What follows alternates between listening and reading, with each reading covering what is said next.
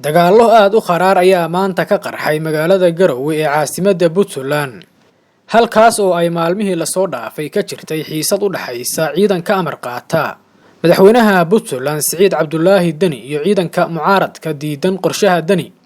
Dagaalka maanta ka dhacay magaalada Garowe ayaa la soo warinayaa inay ku dhinteen askar iyo shacab badan.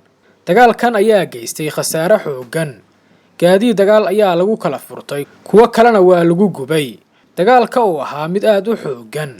Sidoo kale gudoomiyaha baarlamaanka Puntland Abwaan Cabdirashiid ayaa si dirqi ah uga baxsaday xarunta baarlamaanka maamulka Puntland oo ahayd bartilmaameedka ciidanka mucaaradka.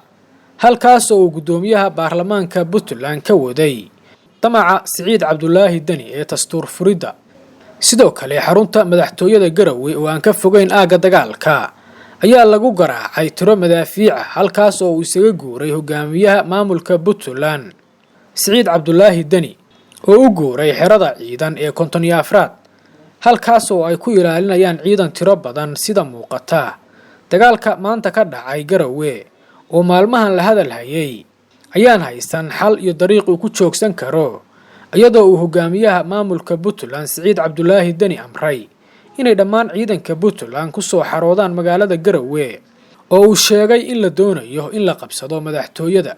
Xubno aan la hadalnay waxay sheegeen inuu Siciid Cabdullaahi Dani rabo inuu caawa qaado dagaal baaxad weyn markay u yimaadaan gurmadka ciidan ee uu sugayo. Ciidankii uu muddada Dani ku dhurayay Garowe waa ku filnaan waayeen inay ka adkaadaan ciidanka ka soo horjeeda ee mucaaradka. Sidoo kale ciidanka uu hogaaminayo ninka lagu magacaabo General Jimcaale Jaamac Takar ayaa laga qabsaday gaadiid dagaal oo culus.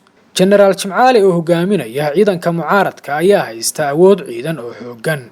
Xaafadaha ku teedsan xarunta baarlamaanka Puntland iyo isbitaalka weyn ee magaalada Garowe ayuu dagaalku ka dhacay halkaas oo ay isku horfadhiyaan ciidamada dagaalamay. Dagaalka ayaa saameyn xooggan ku yeeshay dadka shacabka ah ee degan xaafadaha lagu dirirayo. Magaaladan Garowe waxaa jira beelo loo tiriyo taas oo ah midda maanta diidan Siciid Cabdullaahi Dani ee dagaalku ku dhex maray. Magaalada Garowe sida muuqata Siciid Cabdullaahi Dani ma joojin doono dagaalka ilaa uu ka adkaado mucaaradka ama ay ka adkaadaan.